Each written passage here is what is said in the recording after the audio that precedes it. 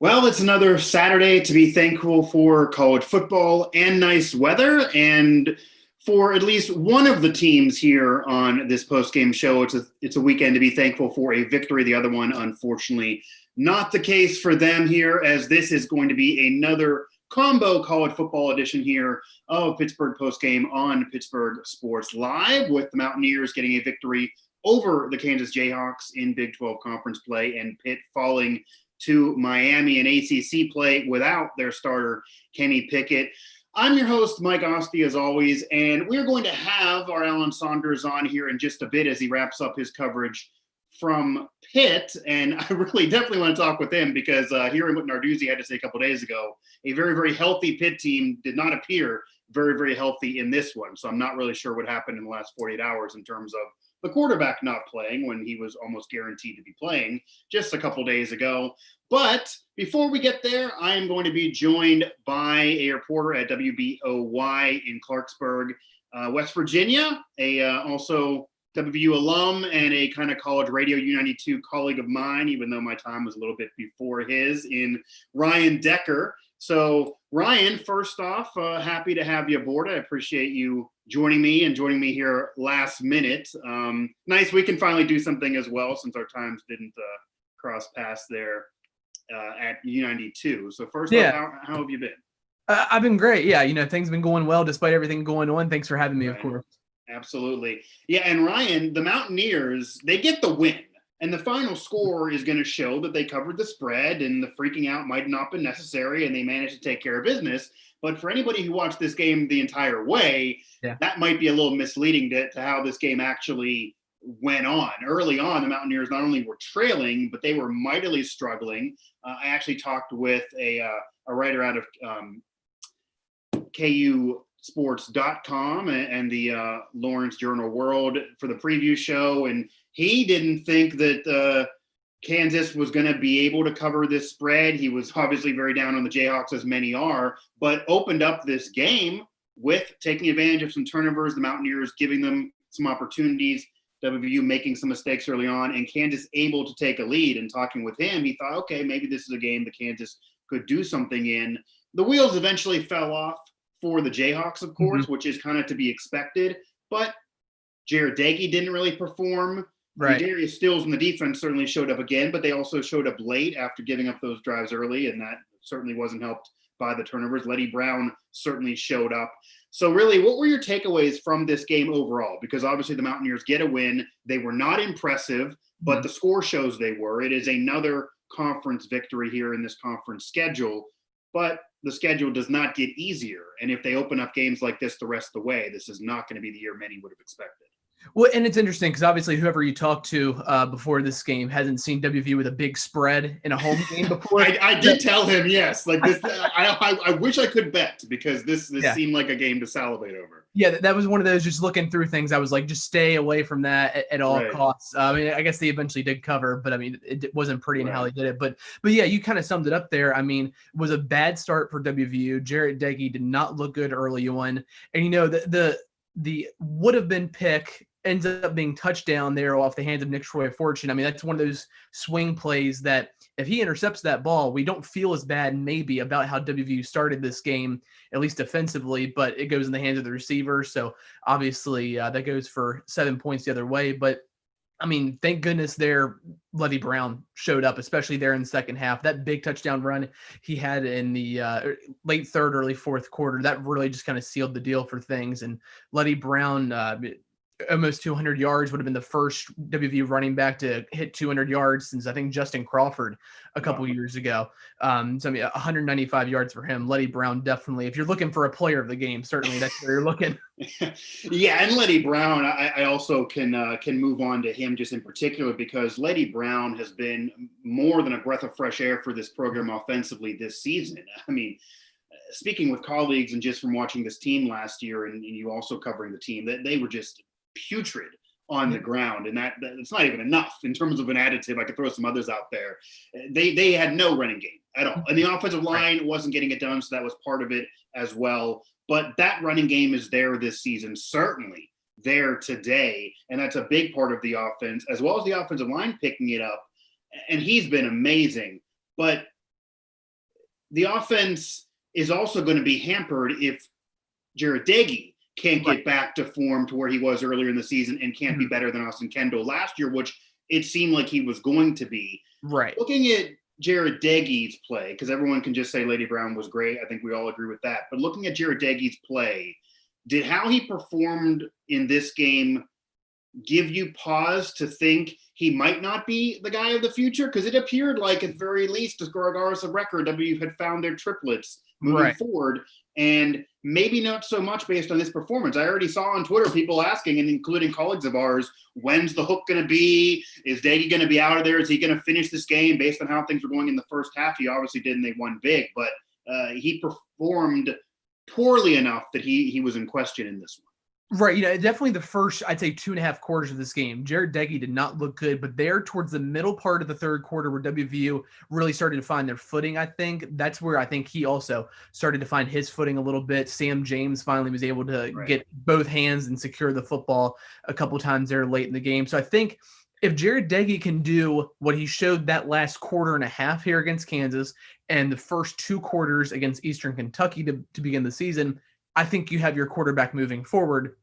But if he continues to play how he did against Oklahoma State, for the most part against Baylor, and then for the first, just say 2 quarters, first half of this game, then I think those questions are going to continue to stay around. But the bad thing is, who would Neil Brown go to? Would he go to an Austin Kendall who really isn't proven? And in the time he was the starter at WVU, didn't show a lot, and we had the same questions about him when he was a starter. Or do you go the freshman route with the Garrett Green, who I know a lot of people really like, but do you want to put a freshman on this team that right now looks like they have the chance to be at least maybe an upper half Big 12 team, maybe with the way things are going and how things have shaped out so far, at least, putting some W's in the win column? That's it. That's really the thing. Who else do you go to? And I think it's clear, even with the struggles of Jarret Doege, at least for me, and maybe it's up for debate, that he is better than Austin Kendall. Yeah. Now, to be fair to Austin Kendall, and this has been harped on and needs to be harped on as much as possible because it's true, the offensive line was so bad last year. The weapons weren't there. No one really emerged as a receiver. Letty Brown wasn't doing this. So it was different. He didn't have the overall kitchen sink that Jarret Doege is able to cook with here in these games. But Jarret Doege definitely needs to be better because his schedule does not get any easier. You're seeing Kansas State, you're seeing Texas Tech, you're seeing Texas, you're seeing TCU on that schedule moving forward. Some of those teams ranked, even teams that are not, are certainly equal or able to beat West Virginia based on what we've seen to this point of view. Certainly an average team here. But I think that goes both ways too. Not to cut off there, but I think that goes both ways of, the schedule doesn't get easier. It's not like you've got 4 more Kansases coming up, but Texas Tech isn't what they just say they were with Patrick Mahomes. Kansas State, although they've beaten Oklahoma, I don't think they're maybe as good as maybe they're advertised. TCU, again, I don't think it's a typical Gary Patterson team. So there's definitely winnable ball games coming up on the schedule. But kind of like you were saying, though, it's not like they've got 4 Kansases and an Eastern Kentucky and they're coming up. No, I mean, and the schedule literally reads Texas Tech, Kansas State, who is ranked right now, of course, with that big win earlier in the year. Texas also in there, and they're still hanging on with a victory despite losing, the Red River shootout and having the way their season went, where they thought they were back and they're not. TCU, Oklahoma. It's weird to see Oklahoma without a ranking, but it's still Oklahoma with their talent, even though it's not been the seasons that they're used to the last really 2 decades. Certainly in conference play. And then Iowa State to close the year, which is a good Iowa State team that's also holding on to a ranking, and that's always a team that West Virginia has problems with. So none of those games are assured, and they're going to win some of them. I'm imagining going to lose a couple of those here along the way. Mike Asti speaking with Ryan Decker of WBOY in Clarksburg, West Virginia, about the Mountaineers' victory over the Kansas Jayhawks, as WVU does get a 38-17 win over Kansas, which does give them back-to-back victories on the season for the first time this year, mixed in with a bye week, but still back-to-back wins for the Mountaineers. Again, for the Pitt fans, we're going to have that conversation with Alan Saunders, our main guy over there at Pittsburgh Sports Now, when he joins us to wrap up his coverage of Pitt's loss to Miami. And that was a game Pitt was without Kenny Pickett, without many of their stars. Hung in there a little bit towards the end, but they did not get the upset that they're used to after the last couple of weeks, which were something to be desired for the Panthers, and now having lost 3 in a row I believe. Ryan, going back here to pivot back to the Mountaineers game here and as things go throughout the season, what are your thoughts on this defense? Because the offseason clearly was an offseason of chaos, clearly an offseason of turmoil. But last year, the defense maybe performed a little better than some provided them credit. That certainly allowed more concern about not having Vic Koenig there. You open up this year, the defense obviously allowing the 10 Eastern Kentucky, but then you're seeing 27 in the loss to Oklahoma State. Granted, that's a quality team for sure with Hubbard and company. Baylor able to put up points. Kansas really puts up points, even though the Mountaineers get a relatively big victory at the end. Obviously, Darius Stills is a beast, and he had that big interception there, which was a highlight real play that I think NFL scouts are salivating over. But what are your thoughts on the defense overall? It is the Big 12. The level they're playing might be good enough in this conference, but it seems like it's still having its spots that are reason for concern, because these teams, certainly Kansas, is not a world beater offensively. Sure. They've really struggled. They have not found their quarterback. They've not found their triplets. They had 3-4 different quarterbacks already play this year, and they're only a few games into the year. Right. And they were able to put drives together. Mm-hmm. Yeah, but this defense, the thing that I think I'll look at when it comes to this defense for this game is they held Puka Williams, who is a very good running back. He's super talented. If he had a little bit better of an offensive line, you'd see him having some amazing career statistics, even though he's had an amazing career. Held him to 11 carries for 21 yards in this game. I mean, I don't care how bad Kansas's offensive line is. Sure, yeah. Puka Williams for 4 quarters, you're doing a pretty good job. The front seven, I think, is as good as WVU's had in a long time. You mentioned Darius and Dante Stills. You throw Tony Fields in there, and the Canadian getting some love on Twitter as well in this game for some plays that he made. But the secondary at times look good, at times does not look good. You kind of talked about picking their spots, I guess, a little bit. We can definitely pick some times where they've looked good and bad, but overall, I think we have to be, if not proud, at least happy with this defense and what they've done so far this year. They came into today's game 8th in the nation in yards per game, and they were one of the better teams in scoring, or opponent scoring, I should say, coming into this game. So, I mean, at times it has been pretty, and kind of like you said, they haven't played exactly world beater offenses at times this year, but you can only play who you're going up against. And so far they've answered the bell for the most part, I think. Yeah, I mean, it's certainly fair to say, and you have some Big 12 standouts on this defense. It doesn't necessarily have the talents of some defenses in the past, but is certainly getting it done with this schedule, and maybe providing them somewhat of a mulligan here early on in the year, because a lot of continuity was not there this past offseason. Question mark on who's going to coach this team. They lose the coordinator that they had last year when they were able to perform a little bit better than expectations in a kind of a down year for the program. So the wheels could have completely fell off, and they're at least holding water here. Anyone who wants to chat along, feel free to do so. I do right now see we do have a chatter who just simply put it, we need Rich Rodriguez. I'm not sure where he's going with that one. But yeah, I mean, there was a time where maybe some could have pined for Rich Rod, despite the way that exit occurred. But I feel like Neil Brown does have his stamp on this program. To me, he always appeared to be a great fit to this program in terms of just the culture of the program.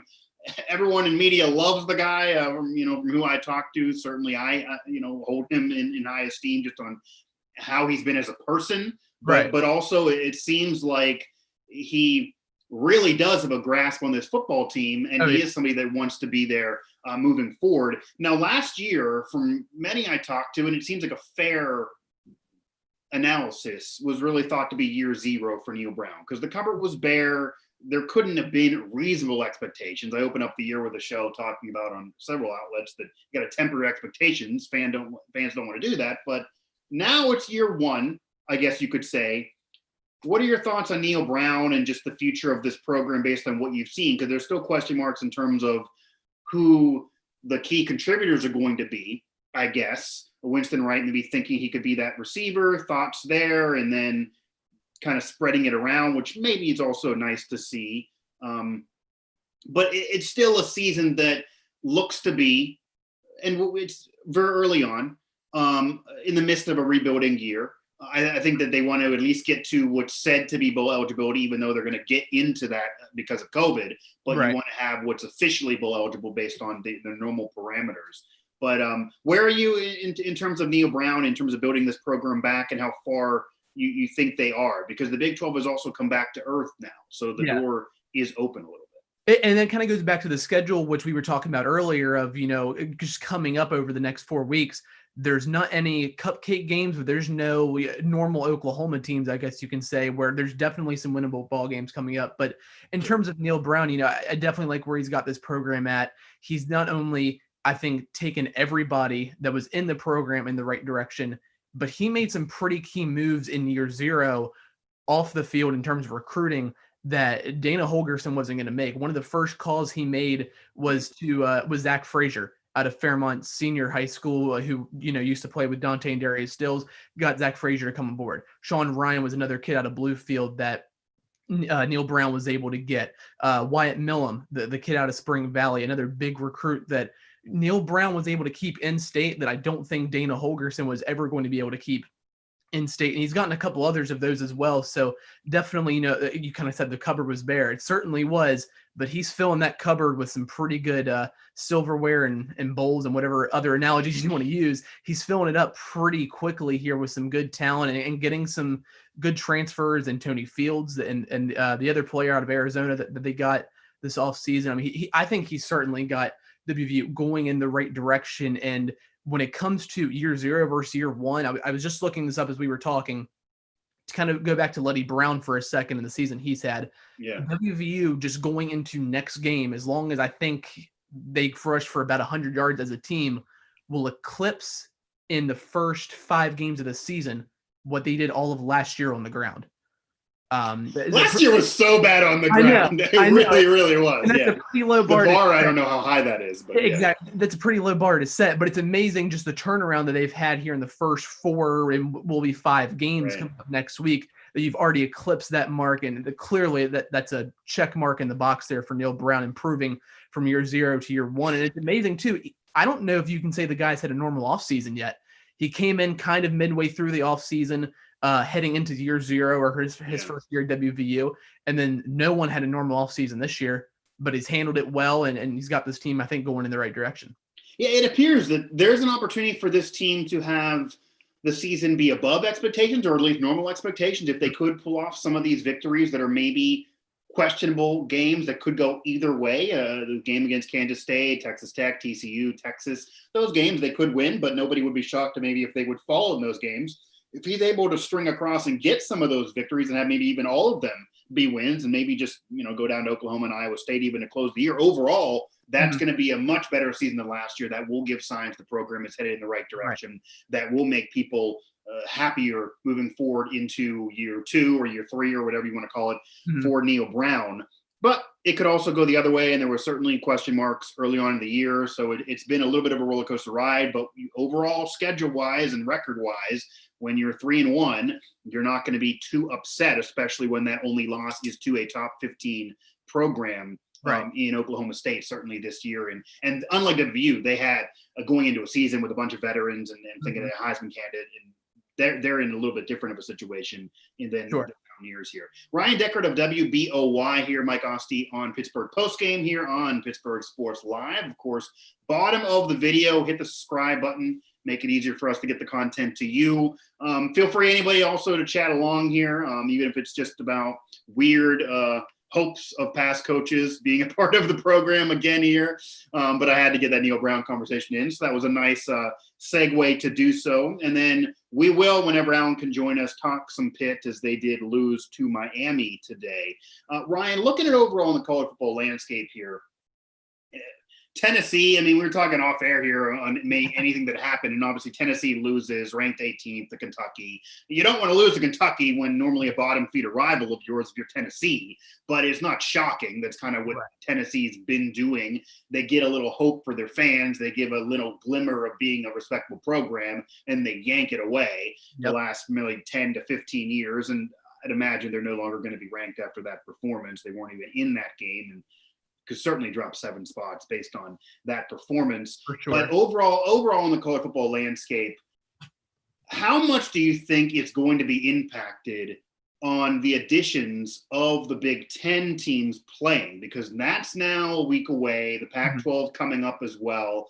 And I had always joked on these shows here, whether it's pre or post, that teams like West Virginia, Pitt, certainly when they were 3-0 and they were ranked, you got to keep the winning streak going, because it would not be shocking if Ohio State opens up the year, Penn State opens up the year, and Penn State opening up the year against the team they should certainly handle with a 40-point trouncing, and all of a sudden 1-0 jumps into the top 10. Mm-hmm. What is the impact of the emergence of those teams? How many of them do you think can really jump into solid ranking spots and shake things up, I guess, here 1 week in, when now we're going to be 6-7 weeks in for some of these other teams? Yeah, well, I mean, looking at the rankings for this week, Ohio State was 6 and Penn State was 9. I mean, if you and I have similar thoughts as you do of, I think some of these teams are just going to come out, they're going to hammer whoever they play right off the bat, just because they know they're already, as you said, 5, 6, maybe 7 games behind some of these teams just right off the bat. So they've got to come out and show their best at the early going. If Ohio State comes out and lays 40 or 50, 60 points on whoever they play, they're going to go up in the rankings, just because A, it's Ohio State, and B, they've proven whatever doubts that people across the country will have about a team who had to wait the extra 6 weeks to play. Same thing with the Penn State and some of those other teams. And that it sort of does take spots away from a WVU or some of these other teams who were fighting for contention, a Marshall, maybe, if you're looking even more West Virginia centric, I guess. For the Mountaineers in particular, though, obviously now 3-1, they get this win. It is Kansas, nothing to be too impressed by, but Texas Tech, Kansas State being the next two opponents. Does a win over Texas Tech, is that enough to get the Mountaineers ranked? Are they ranked now, do you feel? Obviously, Kansas State, a victory would then get them ranked. Yeah, definitely whenever Kansas State, if you don't lose in between, that would definitely, you would think, get the Mountaineers in the rankings. Texas Tech, it would really depend probably on what else happens. I mean, we've seen Tennessee, as you mentioned, go down. Auburn, that was number 22 in the country. Number 15 in the country. They went down earlier today as well. So we've already seen a couple ranked teams go down. So, I mean, it's all about whoever you get help from as well when it comes to a team who's looking to get into the rankings.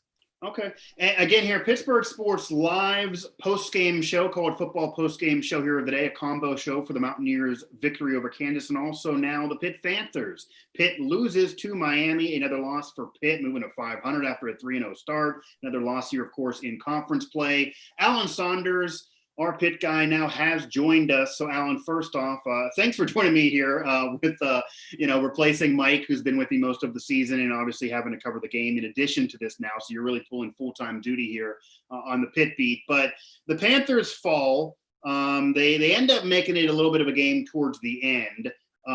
What are your initial thoughts? And I also do definitely want to get your thoughts on Kenny Pickett not playing in this game, Pitt being out without some of those stars in this game, being undermanned, because that appeared to be different than what Pat Narduzzi was hinting at just a couple days ago. Yeah, I mean, I think if you look at the final score, Pitt loses by just about what they were expected to lose by. I think they were somewhere in the neighborhood of 10 to 14-point underdogs in this one. They lose 31-19. And they do it with a backup quarterback, and Joey Yellen, who played most but not all of the game. Davis Bevel also played a couple series in the first half, as it didn't quite seem like Pitt was sure what they were going to do at quarterback without Kenny Pickett, although Pat Narduzzi said after the game they had known early in the week that Pickett would not be able to play, even though he said on Thursday that Pitt was, quote, pretty healthy. I swear I heard that too. Yeah. Quote, liked where Kenny is right now. I wonder was Kenny at the bar when he said that, and that's why he liked where Kenny is right now. Let's just be frank. You have to come out of this week thinking that Pat Narduzzi is full of shit every time he opens his mouth. I don't know how you can believe anything he says going forward about his players, their availability. He just blatantly lied about Kenny Pickett's status this week. It's one thing to say, look, I don't talk about injuries, I don't talk about player availability, but to say that, quote, we're pretty healthy in a game where his starting quarterback didn't play, his starting cornerback didn't play, his starting tight end didn't play, a starting defensive tackle didn't play, an important backups at running back, defensive tackle, and tight end. Oh, and the middle linebacker didn't play. He's missing like 10 guys from the two teams. that didn't even travel with the team to Miami. And he said, quote, "We're pretty healthy." Like that. No, you're not, Pat. If that's pretty healthy, like that, no, just, and so like to start the game there. Yeah, right. To start the game there from, already 2 touchdown underdogs, already, probably going to lose a game to Miami. I honestly feel like the end result turns out okay, right? I mean, I thought Joey Yellen looked fine, if not great. He was making his second career start. I didn't have high expectations for him against a very talented, fast Miami defense. He generally took care of the football against a group that can really turn you over and is notorious for that. Look, they went with a conservative offensive game plan. That makes a lot of sense. You're trying to protect a quarterback making his second start. Yeah, I mean, everything else that happened sort of tracks, except to me, sort of a crazy decision in the first half to call a fake punt on a 4th and 10 on your own side of the 50-yard line. That ends up going for points. And then the defense gives up 3 big plays on busted coverages, something that really, in my opinion, should not be happening with we'll get there. A very veteran defense. I think that's the frustrating part is that, look, Pat Narduzzi's defense can put his defenders in some bad situations sometimes. They give up that back safety help in exchange for more pressure, right? They're doing that on purpose. And if you get beat doing that, well, you just kind of chalk that up to that's what we do. But when you blow coverages, when you leave guys wide open and you have 7 or 8 seniors on that defense, to me, I think that's pretty inexcusable. They lose that way.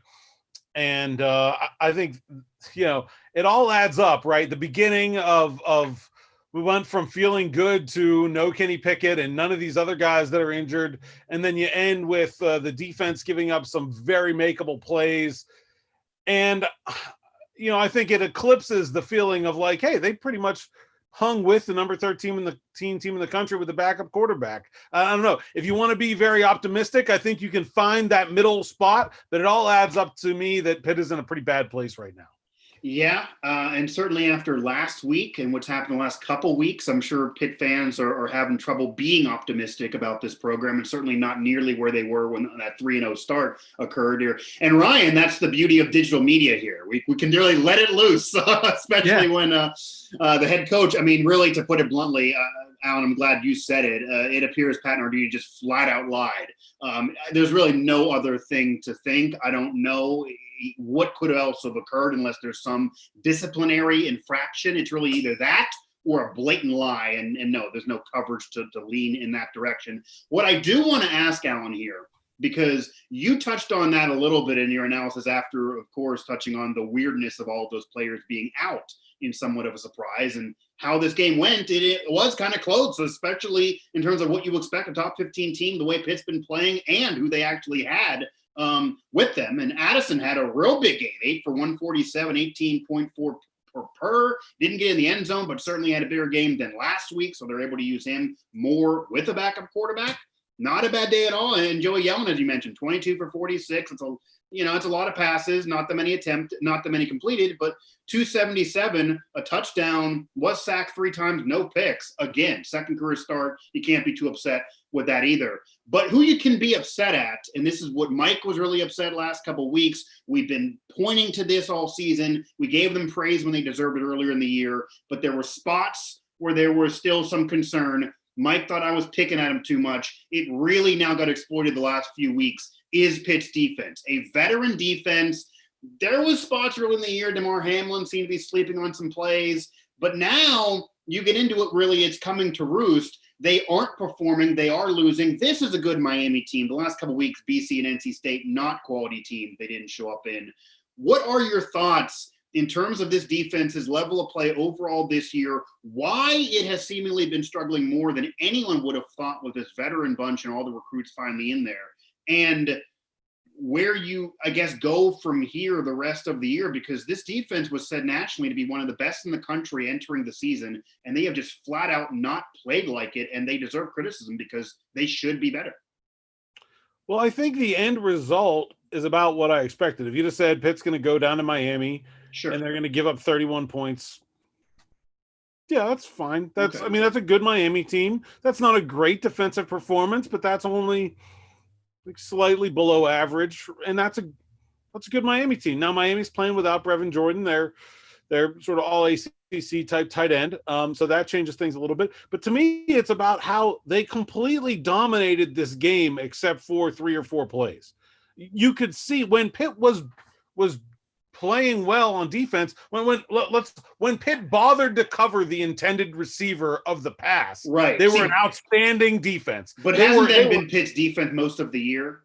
No, I mean, no, they have not had to this extent that kind of blown coverages. Okay. I mean, they had some that I felt like Boston College did a really good job of exploiting some weaknesses in Pitt's scheme, where they kind of put some pressure on some decisions and did some things like that. This was just flat out blown coverage, right? There's nobody when the ball is caught, nobody's in the picture 3 times, and there are 3 big plays, and they're all touchdowns, and it's more than half of Miami's passing yards. I think 118 of 222 passing yards on those 3 plays. Outside of those 3 plays, Miami did nothing offensively the entire day. And like I said, when those balls are caught, there isn't even a Pitt player in the picture. You can't play the if-but game on defense, though, right? You can't say, like, Pitt had an outstanding day on defense except for 3 plays. It doesn't work. You can lose the game on 3 plays, and today that's exactly what Pitt's defense did. Yeah, absolutely. And it is disappointing because not only is it a really talented bunch that everybody would agree with, but it's also a veteran defense, as you mentioned. The veteran defense is one thing if you get beat, but to be really asleep at the wheel on a few different plays, which those plays can swing a game, certainly against a top 15 team.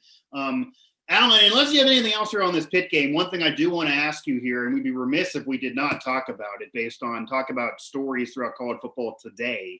And there's not been any crazy upset. I mentioned with Ryan the Tennessee loss, but I don't think anyone's shocked by Tennessee losing even to a bad rival in Kentucky. That's just what Tennessee does. But Clemson puts a whole new meaning to boat racing a team. 73-7. A trouncing of Georgia Tech. Obviously, Clemson's the top team right now. They're ranked number 1 in the country. Wouldn't be any shock if they win it all again. They're certainly up there with anybody else. Obviously, they're the leader in the ACC.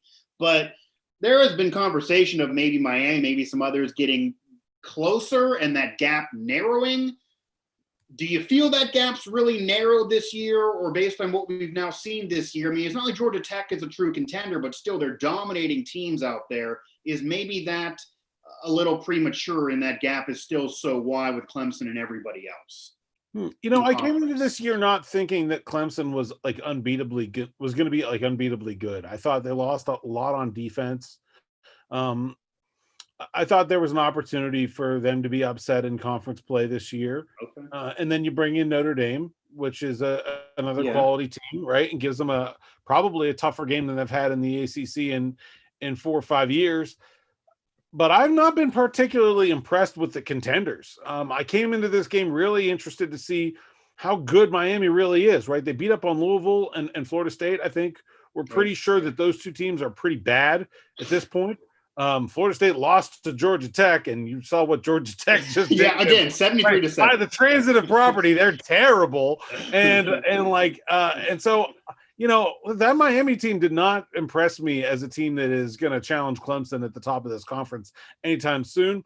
I thought North Carolina coming into this year had the horses offensively. When you look at Sam Howell and Brown and the number of playmakers they have, and I think an underrated defense, they felt like a team that could maybe be there for me. And, you know, they haven't really impressed me a lot either. I have not seen Notre Dame play yet, so I will withhold judgment on the Irish. But to me, they're the only hope, I think, at this point. They're the only team that really looks like they're capable of challenging Clemson at this point. Ryan, any thoughts there? I saw you nodding your head on Notre Dame being a true contender, and it seemed like North Carolina could have been that team as well. Many thought Miami, but I watched a lot of Miami oddly this year on random times. I've been watching college football, and they haven't been looking that great. Granted, they beat a Pitt team with a backup QB, but is Clemson and everybody else, and is anyone besides Notre Dame a contender? I think you guys have kind of covered it. I mean, Miami, I think for a while there was thought to be the team that was maybe going to give Clemson somewhat of a run, but obviously that didn't happen. We all saw what happened there. And then I think it really is. I think it's Notre Dame or bust for as far as the rest of the ACC goes, unless Clemson really just has a bad, sleepy Saturday down the road and just really kind of messes this whole thing up for themselves and kind of gets in their own way. I think it's really Notre Dame or bust as far as the ACC goes.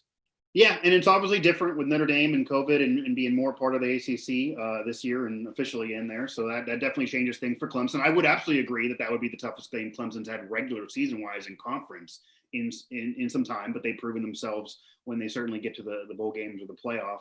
As we kind of round things out here, the combo college football post-game show of the day with both Pitt and West Virginia kicking off at the same time. We've been combining things here for Pittsburgh Sports Now and, of course, WV Sports Now as well. Head over to those two websites. Tons of post-game coverage already there. Alan threw a lot up there on PSN before joining me. And, of course, Cody Nesper throwing a lot up at WV Sports Now. I'm Mike Asti, Alan Saunders with us here throughout our network, one of our main beat guys and certainly covering Pitt, and Ryan Decker of WBOY, gracious enough to join me here to fill in for Tom, who's covering some high school games, some big high school games in West Virginia, also throwing that coverage over there at WV Sports Now. I just want to, I guess, kind of close with Ryan. Who would you say is the top Big 12 team? Is there a chance for the Big 12 team to be a part of this playoff? Because that seems to now really, really be in question with Texas losing the rivalry game, Oklahoma losing all over the place and not even being ranked right now.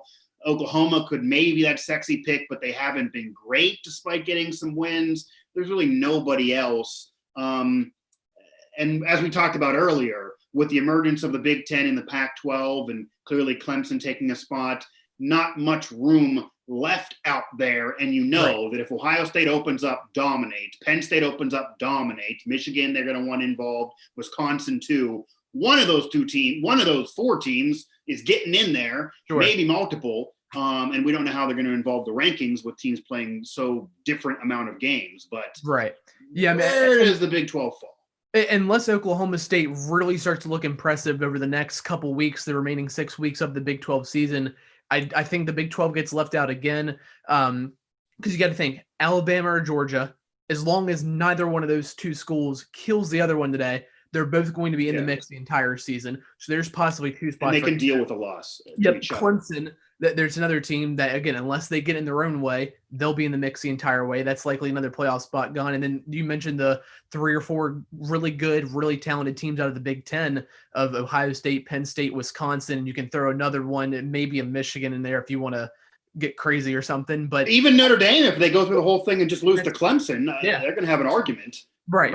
So I think really the Big 12, once again, it's going to be left on the outside looking in unless Oklahoma State and Chuba Hubbard really start to get things going and really look good over the next 6 weeks. Maybe you've got a shot there, but they would have to beat then a really good, whether it's an improved Oklahoma team who kind of goes on its own run over the last 6 weeks, or if Kansas State stays on its roll, they would have to beat a highly ranked Kansas State team in the Big 12 title game to even have a shot to get into that playoff. And even then, I don't think they stack up well with what everyone else around the country is going to bring into the picture.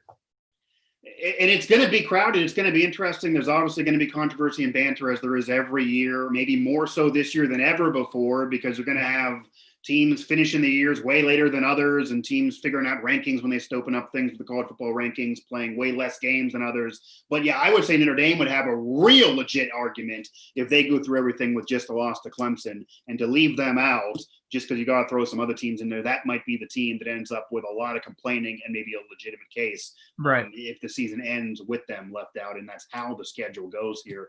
I appreciate it to both of you guys here, certainly on the fill-in work here for Mike and Tom, who normally join me for this. Alan, especially, I appreciate it here with covering the Pitt game while also joining us for this post-game show, and especially trying to trek through news that I'm not sure whether you can believe here moving forward, or what you're trying to almost be a mind reader here and a wizard as you're covering the Pitt beat here for us. I don't know. Any final thoughts before they close the show, just in terms of that?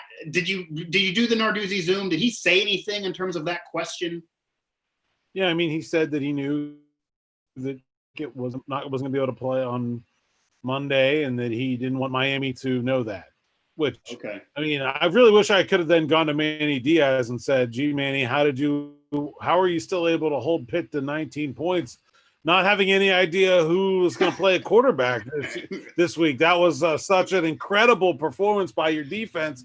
I can't believe that, not having any idea that Joey Yellen was going to play, that you'd be able to hold Pitt to 19. That's, man, it's absurd. I mean, it's truly absurd. Yeah. And again, if you really don't, if you're just dedicated to that cause, then just don't say anything. Say, I'm not going to talk about it. You'll find out who's going to play quarterback when somebody comes out of the tunnel on Saturday. Right. I think that's stupid, but fine. But I just, and you know what? I think the other thing is, read the room, right? I mean, he's already clearly losing and or lost the confidence of the fan base. I don't think lying to them helps. I'll be perfectly blunt. I think when there are a lot of people out here saying that Pat Narduzzi should not have his job right now. Right. And I don't think telling them one thing and then doing something else is a good strategy most of the time. And I think certainly right now it isn't. Yeah, and they started 3-0 for the first time under Narduzzi. Could have been 4 or 5-0 with the way that schedule looked. The wheels have totally fell off to the point that they crashed and are in flames right now. You're not going to get mad about a loss to Miami with a backup QB, but when you lose to NC State and BC before it, looks really, really bad to be 500 right now. There's really no hope, I'd imagine, for the rest of this season for those Pitt fans. And you talk about reading the room. Most on that Pitt beat have been on that Pitt beat for a while. Certainly Allen has. They know when someone's flat lying to them, and Narduzzi, it really appeared flat lied. And you could do the Belichick thing where you just throw everybody as questionable and you don't say anything. That would at least be respectable. But instead, he basically just told a complete flat lie. But regardless, Pitt ends up losing and played a little decent there. Certainly Joey Yellen, I think we're going to give a round of applause for his effort here for sure, regardless of when he was aware. For a second career start against a top 15 team, he certainly did okay. But Pitt now 500, and who knows the rest of the year. Maybe they're going to upset somebody, but that's probably not something Pitt fans care that much about moving forward. The Mountaineers get a victory. They were supposed to take care of business. They do. They struggle early. They eventually do it late. They eventually cover that spread, but the bettors were probably concerned early. The Mountaineers now 3-1 on the year, and they continues to trek towards tougher games here, certainly moving onward with the schedule and close to, I'd imagine, a ranking for the Mountaineers. So we will see. I don't know if this game did it, and they got more teams coming into play soon, but keep on keeping on, and that should eventually happen for the Mountaineers. So thanks again to Alan Saunders, of course, with us here in the Now Network of Pittsburgh Sports Now, and of course, Ryan Decker of WBOY. For all of us here at the Pittsburgh Sports Now family of networks, Pittsburgh Sports Now and WV Sports Now in particular, for this broadcast, for Ryan, for Alan, I'm Mike Asti, and for all of us at Pittsburgh Sports Live, that's it for this college football postgame of this college football Saturday. A beautiful day in the air, so win or lose, we have college football. It's out there, it's happening. And again, that was something in question even months ago. And the college football is not having to deal with the mess the NFL is having to deal with as much, even though some coaches are. Certainly Les Miles didn't coach today for Kansas. But either way, enjoy yourselves, because it's positive that this is all even occurring, if nothing else out there.